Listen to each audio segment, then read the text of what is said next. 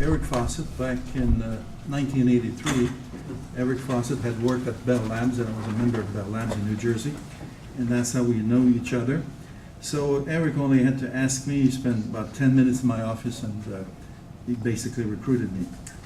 In fact, I'll give an important message right away to the young folks here. As I told Emma Hansen a while ago, we did discuss in Pugwash, I'm also a member of Pugwash, that we need to have more young people.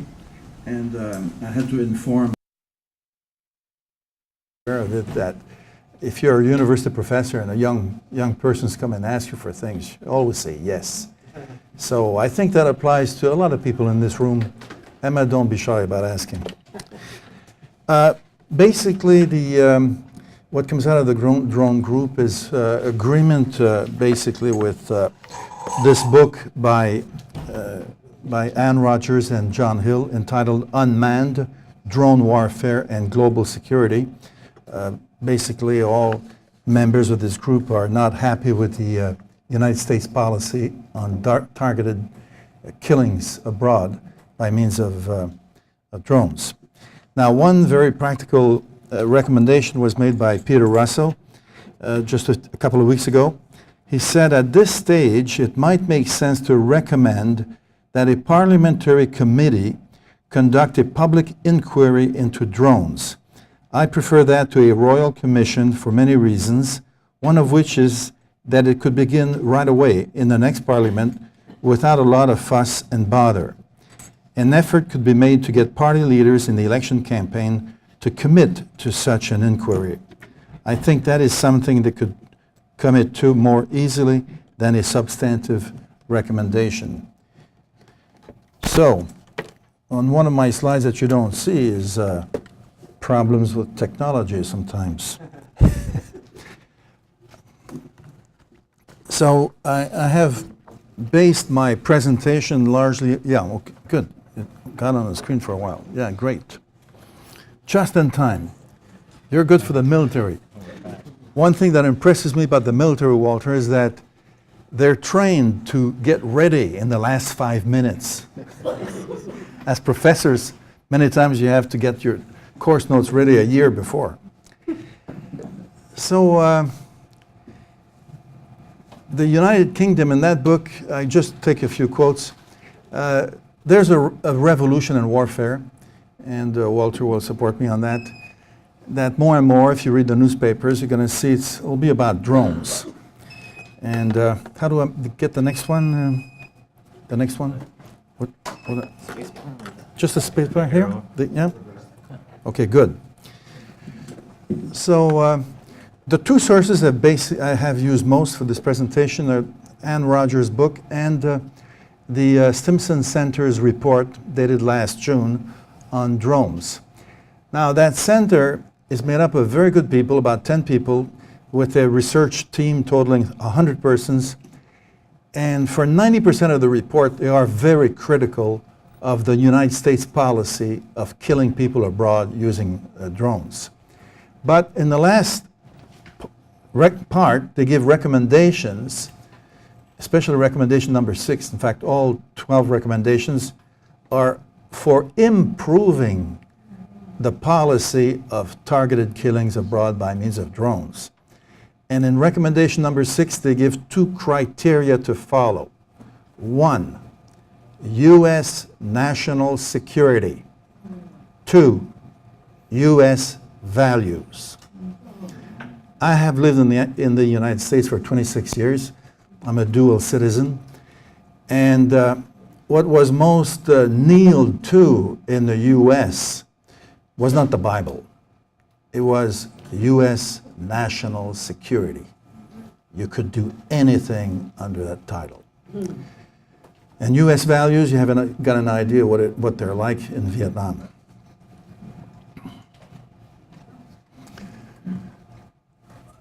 This is the most used drone by the USA. Typically it flies at 12,000 feet, and they observe people on the ground. And depending on your signature, they can identify if you're a farmer or a Islamist, a terrorist.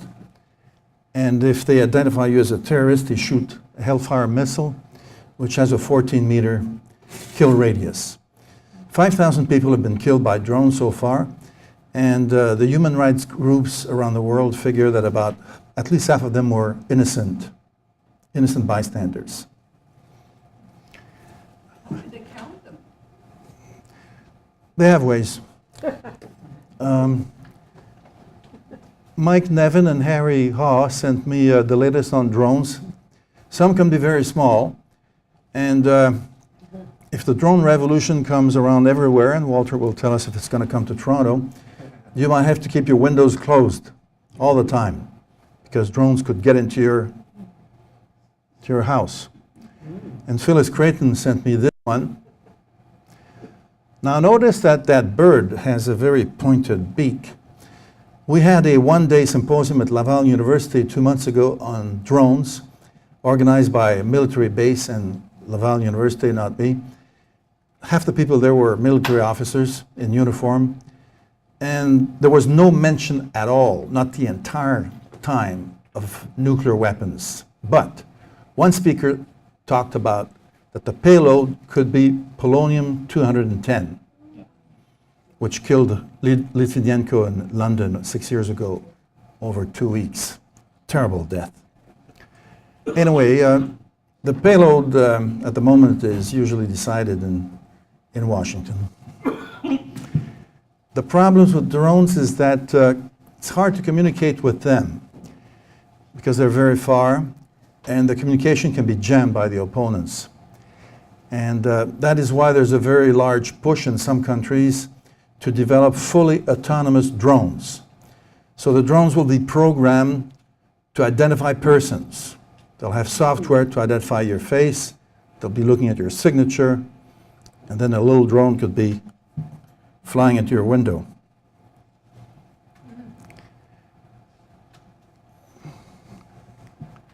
Now that's the worst part of the drone story. I come from Yale University. That slide makes me cry.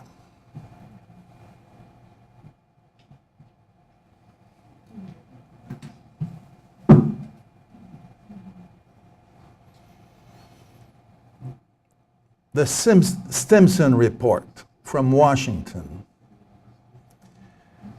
basically says, when you read it with Science for Peace eyes, that it is not legal.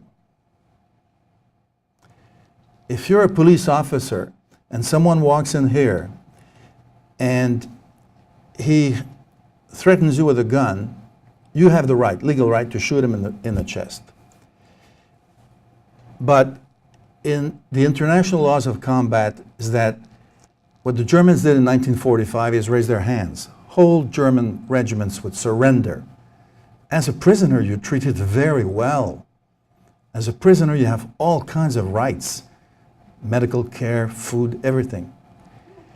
With a drone, once some guy in Nevada thinks you're a terrorist, he fires the Hellfire missile, boom, you're gone, plus a whole lot of people around it. So it's completely asymmetric. It is, in fact, against international law. But this is how things can be distorted.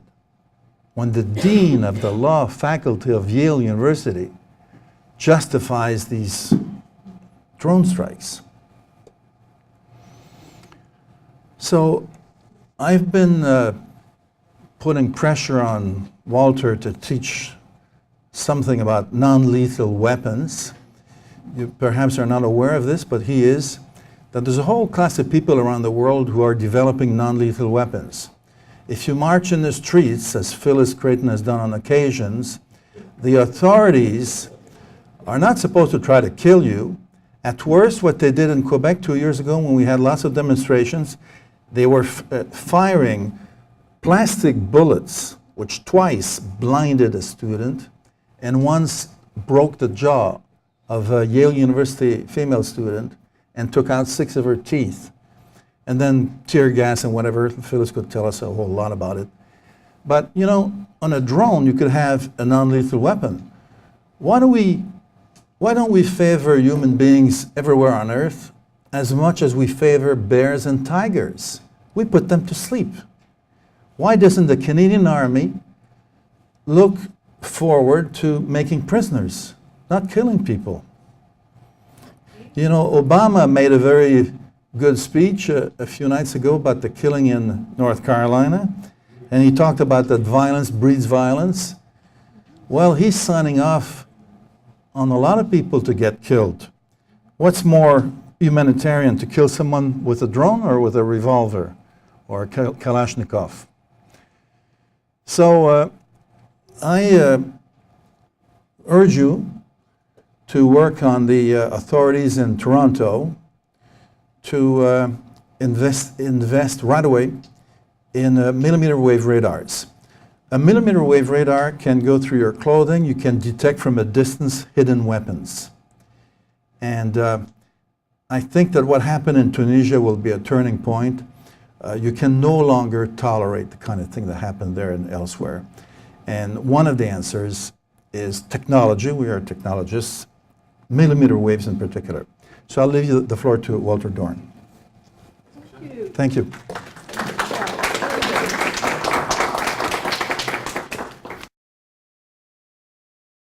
For those of you who saw the talk at University College, I can assure you that I now have new toys. And I've also taken a lesson that I learned in kindergarten. I'm supposed to share my toys. So afterwards, please feel free to come up and play around with them. I would like to be very much hands-on this time. Well, I think this transit from Michel's tremendous work on looking at the ways that drones have been misused transitions very well into the work that I'm promoting, which is how to use drones and unmanned systems for the positive uses in international peacekeeping. And I have various systems I'd like to demonstrate for you. Part of it is the scientific training. I love to deal with gadgets. And I also have very much in mind what Albert Einstein said to the Princeton students in 1939. He said that concern for humanity and its fate should form the chief interest of all technical endeavors. Never forget this in the midst of your diagrams and equations. And I've forgotten most of the diagrams and equations. I have to admit that one of my PhD examiners is in the back row there, John Vallot, in the Lashmiller Chemistry building. When I was looking at how to look at in the chemical sensors group, and one of my projects was look at detection of chemical and biological warfare agents. And that involved a certain amount of science, and now I've devoted myself entirely to the applications rather than the pure science. But this idea of using it for humanity is really an example of Einstein's initiative in trying to figure out how we can reverse this the threat that the tools that scientists have developed, the nuclear weapons and the other weapons of mass destruction, how that can be reversed so we can finally find a way that humanity can control those tools, put them under, in the words of the day, strict and effective international control, and set up the international mechanisms for verification of arms control agreements, for compliance promotion, and for the assurance of international law. So some of these problems come about when the peacekeepers who are in the field, they're typically not very technologically advanced. So I joke with my friends in UN headquarters, what I'm really trying to do is bring the UN into the 1990s. Because the technologies there represent so much of the developing world, and those countries which just don't invest. In fact, 90% of peacekeepers now are from the developing world. And trying to bring the UN into an awareness that technologies can help. One of the challenges in peacekeeping where technologies can help is what I call the Peacekeepers Dilemma. That they're there to monitor a conflict and be able to monitor the peace agreement that goes with it. But when the conflict gets so hot, they're evacuated. And they're told this is too dangerous for you. And that was my case when I was deployed in East Timor. And I was administering a referendum where the Timorese people voted almost 80% in favor of independence after 450 years of colonialism. And the personnel at UN headquarters were told, we have to evacuate. And I had already gone before the reign of terror started. I was back in UN headquarters in New York. But my colleagues in Dili headquarters were told, we're evacuating you. And about 1,000 and growing by the hundreds by the hour were pouring into the UN headquarters as they were fleeing from the militia violence. And my colleagues decided that they couldn't evacuate without taking those people with them. And so for the first time in UN history, the UN took the refugees, the IDPs, with them to Australia. But we lost the capacity to monitor what was going on. And that's the Peacekeepers Dilemma, is that your monitoring capacity disappears when the situation gets too dangerous. And that's one area where instrumentation, where technology can make a difference, help be the ever watchful eye, to keep an eye on the world, an eye that is watchful and observant. And that, of course, has its own challenges. But given that the UN is so backwards in terms of using technology, we're very far from having a big brother UN. Rather, it's trying to get the UN to be able to challenge the big brothers in the world, the great powers, who are using their satellite reconnaissance, who are using their information capabilities, they're spying on the internet, and get the UN to be better equipped. Those of you who remember George Ignatiev, he was our president of Science for Peace. And when I was first writing a book in 1986 on satellite reconnaissance, he shared with me that when he was president of the Security Council during the Six-Day War, he was very tired because the superpowers would come in knowing what the latest developments were, and they would control the agenda. But the rest of the member states who were trying to get some sort of sustainable peace in the Middle East, they didn't know what was going on. They had to read the morning's New York Times to find out what had happened in the past 24 hours. And that was a significant disadvantage. So he was encouraging me to look at how you can use satellite reconnaissance for supporting the UN in conflict resolution. And that work on satellite reconnaissance led to many other interests of mine on unmanned aerial and unmanned ground systems, and of course satellites being unmanned space systems. And the revolution in technology of information has just made it so much easier. Back when I was writing the book in '87, I couldn't find out what the resolution of a US spy satellite was. It was a closely guarded secret. In fact, going over the border one time, one of the border guards looked at what I had written in paper and said, you're talking about spy satellites here. That's confidential. I don't want to see you taking this material across the border ever again. Anyways, I didn't abide by that. I've taken, it wasn't confidential material. It was my own estimates based on turning the Space Hubble telescope. Instead of looking at the farthest reaches of the universe, turn around and have a look at what resolution would be on Earth. And you can get down to millimeters of resolution from the folded optics used in space in the Hubble Space Telescope. Well, anyhow, now the revolution has gone from that time. Ronald Reagan lifted the 30 feet limit on U.S. Reconnaissance in the commercial sector, and now it's down to 1 foot or 0.3 meters in resolution. So you can count individuals from outer space. That's very important when you've got conflicts for which countries don't allow you to go in, when there are mass atrocities going on, and you can't send in the peacekeepers. So that's one form of unmanned reconnaissances from outer space. Next would be the aerial reconnaissance. And twice I was involved in a UN project to try and get the UN to have its own UAVs. And the first time it was unsuccessful. The second time, procurement went through, and now they're flying UAVs in the eastern Congo out of Goma, and they've already saved lives. One example, I was on the ground in Goma, and I saw how the UAVs were able to spot a boat that had capsized in the water, tell the Uruguayans to send out their patrol boats, their Zodiacs, and they saved 15 people's lives from that capsized boat. Similarly, they've been used in many other purposes in the Congo, and some of them are using what the Security Council has given them, an offensive mandate, which is for the first time in peacekeeping, the mandate has been given to go after certain rebel groups. But of course that's open to debate. But the technology is being used in the Congo in a way that's never been used before by the UN.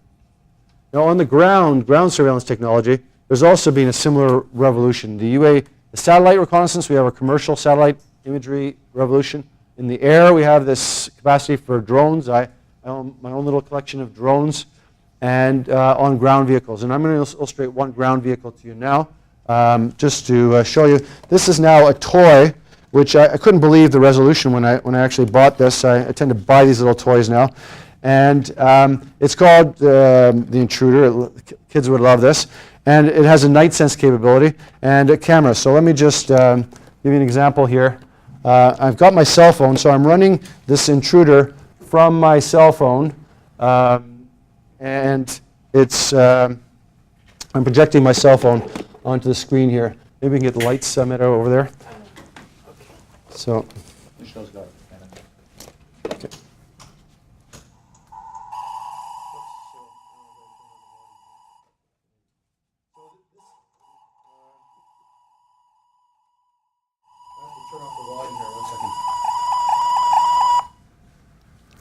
I'll just see what's the best way to do that. Okay. You might have to put up for a second while I figure out how to deal with the volume issue, or you just ignore my phone. So it's going from the phone through the HDMI into this projector. And what I have is the ability...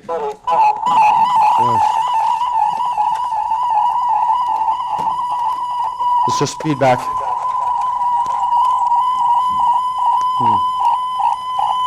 Should have checked this before.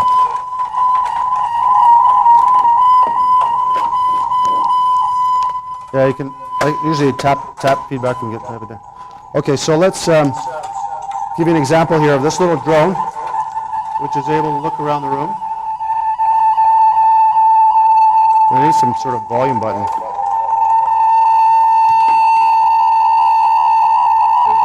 there a hard button on your cell phone to turn volume down? There should be, but actually I don't know that button. So I think it's just an issue of feedback, but you get an idea of how the drone can look around the room. So unmanned ground drone. I'm going to put it on the ground now, and it also has a speaker on it. And I'm going to send the drone a little bit over there, and we'll send it towards the end of the room. And you can imagine how useful this is for going in areas where it's too dangerous for the peacekeepers to go.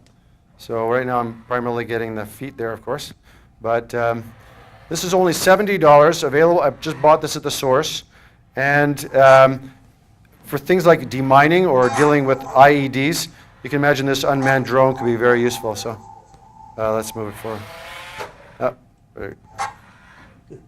Let's send it over to the other side of the room. Oops. Yeah, I guess I need a 10-year-old to help me steer this thing. All right, let's see. All right, now we'll run it through here. Sure it's not loaded. No, we deliberately called the UN drones unarmed, unmanned aerial vehicles. So it's just a little example of a toy that's being used, and it can also be used in reconnaissance. So it can be audio or video. And one of the examples here that I've studied, I went to the Cyprus and looked how they're using remote cameras for the first time to be able to do monitoring of forces, so opposing Greek and Greek, Cypriot and Turkish forces, and saw how they use cameras for that purpose. So that's a little example of the unmanned drone capability. So I'll just take this offline right now.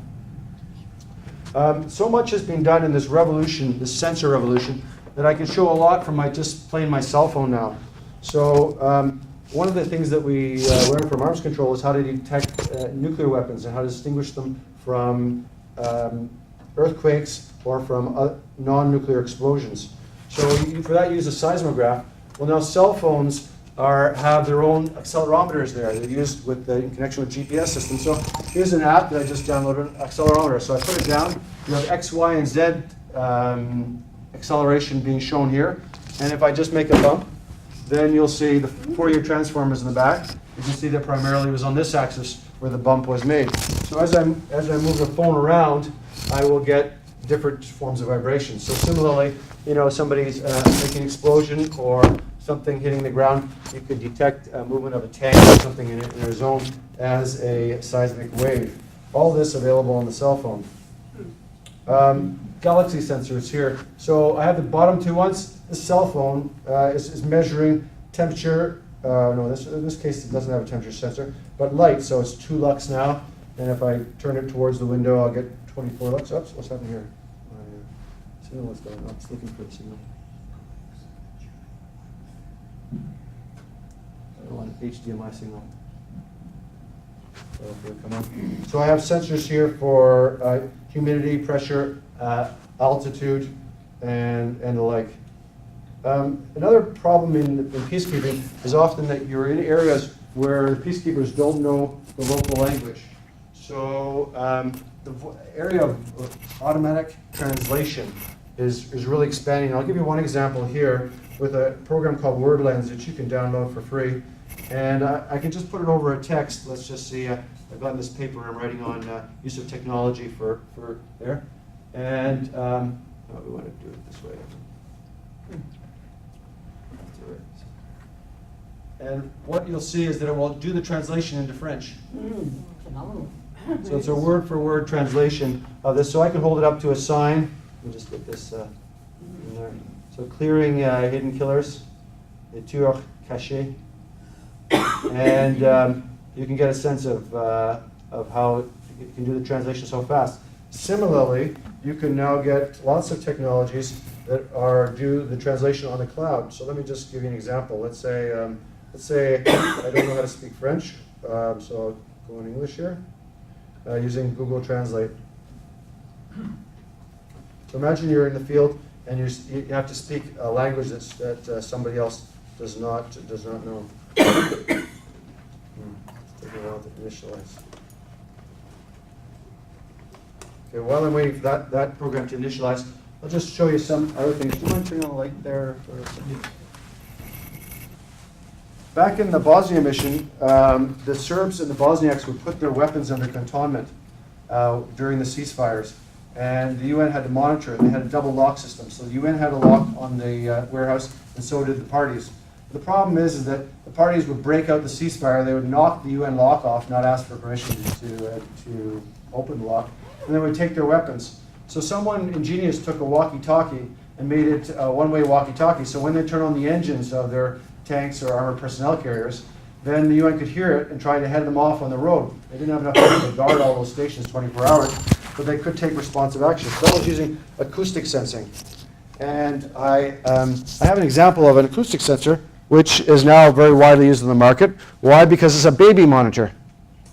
So from a mother wanting to see whether there's a sound coming over from here, gaga gugu, and you have the monitor that people can see remotely, and it's also got this vibration. So if you didn't want to hear the sound, you could just have it in your pocket and go somewhere around there. I'll just you can just pass that around, and I'll give you an example just by tapping on here, so you can see what's going on there. And if you put on the vibrate, you can feel the vibration there. One of the technologies that I used in East Timor was this ultraviolet light. So we would want people to vote, but they didn't want people to know that they voted because the militia might intimidate them. So we were given this this I brought back from Timor, and it's used to shine ultraviolet light, which we would shine on people's fingers before they voted to make sure that the indelible ink that we put on after people voted wasn't there. Make sure they're original. And the Canadian dollar bill doesn't use fluorescence, but the euros do. So I'll pass around this this device, and you can look over the band in the back. You see how the bill is fluorescent. Same thing would be the finger that's being voted. And yes, I would like to get the €5 bill back. One of the switches there gives you the visible light, and the other one gives you the ultraviolet light. You get a sense there. Of course, a basic detector, this one I just got for $15. This is a basic metal detector used for people who are looking for, to go hunting for mines, or not mines, usually treasure hunters or coins or things like that. So they'd just be going over the ground and monitoring whether there was anything there. And similarly, this is a technology from 1945 that's still what the deminers use. And it's really a shame. It's actually like a crime against humanity that we haven't provided more technology. So I'm looking at ground penetrating radar, and I've just written a paper for anybody interested at the request of Laurie Axworthy, which we are presenting on how to improve the mine detection technology. So moving beyond the detectors that are here in these metal detectors, I'll let you play around with this later on to more advanced ones.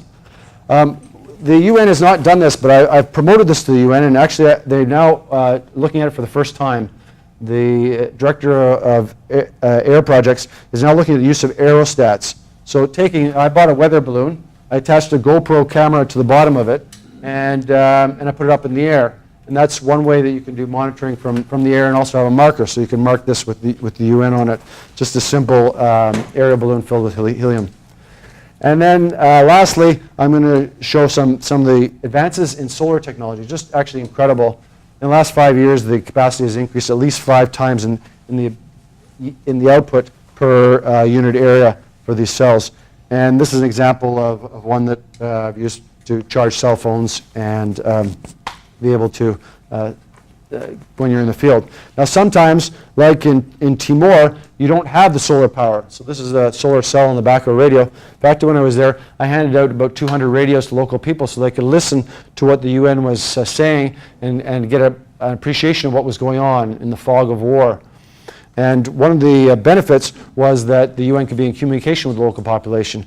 But I knew that after the batteries had run out, that these Japanese government-provided radios would be no good. So the solar cells can help with that. But these areas don't always have enough sunlight, so there's now the capacity to do things. You can do it with this wind-up. So what you've just heard is electricity generated by my wind-up. Because I've made the battery go down to 0, and you can see that spending about the same amount of time winding up as you do listening. It's about a 1-for-1 ratio, but you can just pass that around. It's got different various forms of light on there. And more powerful ones that I have here can be used for cell phones. So if you're in the field, even if you're camping here in Ontario, and you need to charge your battery, and these kind of things can be extremely useful because you can charge a cell phone in here, or you can charge this, which has lights on it, various forms of lights, from the computer, so you can use a USB there. So this new generation of technology can really help the peacekeepers. And one of the technologies that I'm pushing most at the UN is what's common on our driveways. That is, in front of the refugee tents, you have a motion-activated solar-powered illuminator. So that somebody who walks up to the tent, it puts it on, because a lot of these people, tent doesn't provide you a lot of security, but the light can help expose people. And if you want to attach it to a camera, you can also get an idea of what's in the camera. So those are a few of the little toys that I found. After years of working on this, actually now 3 decades, starting in the first year only under the auspices of Science for Peace, and later with the UN and with the Canadian government, I felt, hey, there has to be ways to make progress. And that's why I wanted to actually show that these technologies could be used by the UN, and I use these as demonstrations of very simple technologies, so you don't need a lot of bureaucracy to buy these things, and the price is going down, capacity is going up. So I'll just pass around this little diagram. Maybe every second person or so can have a look at it, and you can get an idea about the variety of technologies all in one diagram. And I actually did that diagram when I was working at Sandia National Labs. So I was there on a conversion project where they wanted to look at what can this nuclear lab do in cooperative monitoring. So passing on the information and using the scientific expertise. So I came up with these various aerospace and ground-based and actually ground-penetrating mechanisms to be able to look at how you can use technologies. And fortunately, the U.S. government is very positive. In 2 weeks, I'm going to Washington for a DOD, it's called Tabletop Discussion, and the second one that I've been at. And the Obama administration, now relatively free from the congressional constraints, is pushing to be able to get the capacity to the UN. So rather than the boots on the ground, which are problematic, they want to be able to provide the UN with some technology. So we're talking about technology contributing countries to complement troop contributing countries and police contributing countries. Trying to get back, just one thing, and I'll be done in 2 minutes, and then if you want to open up for questions, we can. Trying to get Canada back in the picture is a much more difficult thing, and I'm really just waiting till October. Senator Dallaire, or now Romeo Dallaire, Lieutenant General, retired, is very keen on helping get Canada back into peacekeeping. And this is an initiative that I think will get will have some success, given that we have an opportunity in October to change the government. Since 2006, we've been at an all-time low. The first act in defense policy was to withdraw 200 peacekeepers from Syria, the Golan Heights. And we haven't never added any more peacekeepers since then. So that's why we're down in the position of number 70th from a previous position number 1. The technology provides a means that can really help, and it's an area where both Canada and the United States can make a big difference. And just this advancement in the commercial sector just makes this a winning argument. Better technologies at cheaper cost, more widely used. Now, combining all of that with the social media revolution, you have a new way of what I call participatory peacekeeping. That is protection through connection, whereby the people on the ground can alert that at one point in the Congo, the peacekeepers were told the local people, bang on pots, and if we hear you, we'll come and rescue you if you're being attacked. Whereas now they have a capacity to be able to use cell phones and communicate and send messages and be part of what we now call the community alert network. Lots of positive development. So the story is that technology can be an aid to peace and doesn't always have to be the hindrance to make more and more destruction, but can make more and more peace.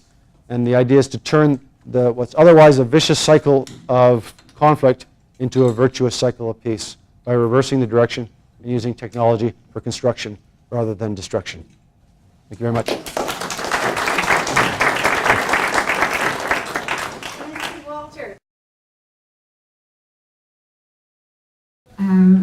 I've spent a lot of time with Canadian Voice of Women for Peace as a member and as co-chair and as a UN representative like Walter.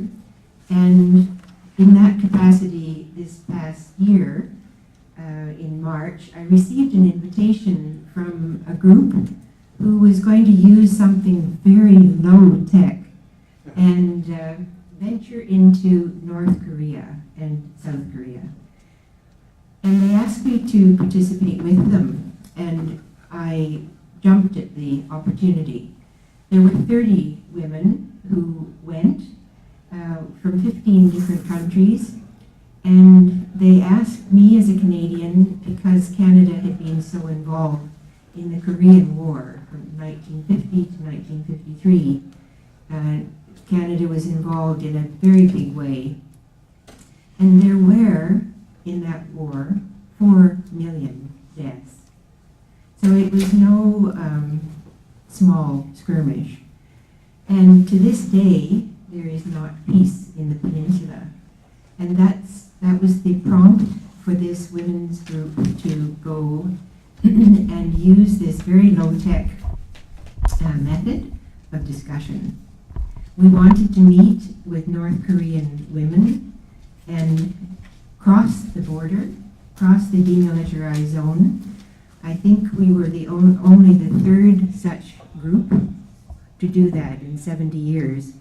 That peninsula is so divided, as you probably know, that families have been divided for decades.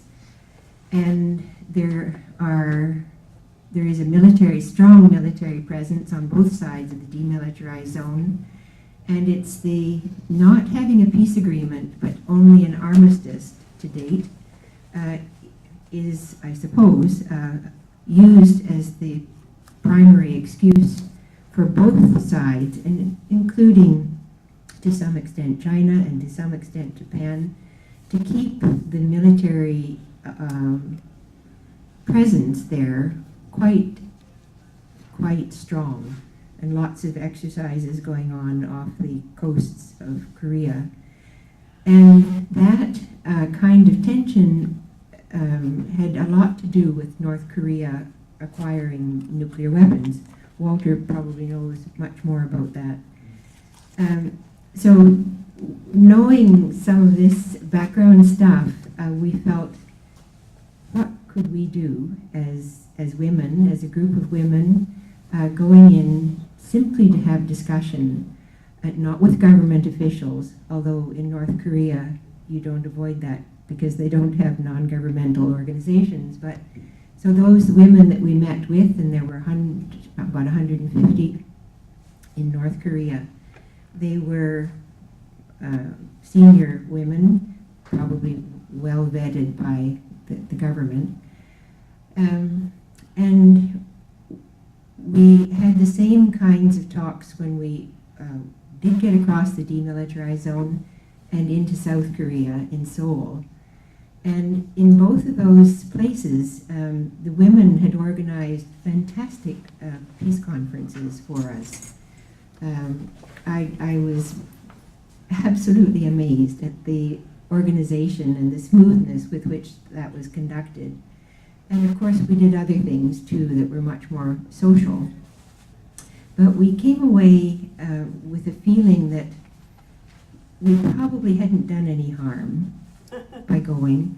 It's very difficult to get into North Korea, as you probably know, but we did manage to get those visas. And one of the outcomes, a couple of the outcomes, are that Ban Ki-moon has asked for a meeting with one of the principal organizers of this peace mission. She will take with her a couple of other women to have that meeting. And another that I just learned a few days ago, when we got a report back from those that we had met with in Pyongyang, assessing our visit, was that they would really like to continue that. They want more discussion. They want more people coming in. And that's it's pretty low-tech, a pretty low-tech approach to trying to find some channels to move ahead to get a peace agreement on that peninsula. And I think it wouldn't just affect the lives of those who live on the peninsula.